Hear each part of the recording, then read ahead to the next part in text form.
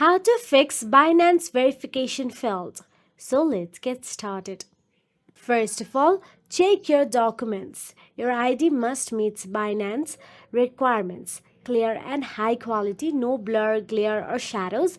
Also, a valid government issued ID, passport, driver's license, or national ID.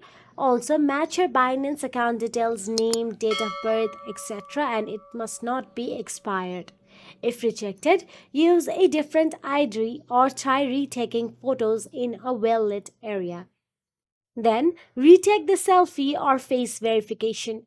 If your face verification failed, ensure good lighting and a neutral background.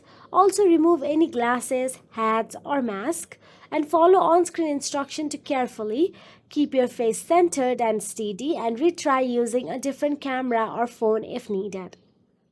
Also know that your country is supported by Binance or not. Binance does not support verification in some countries, so check Binance list of restricted countries to confirm eligibility. So that is it.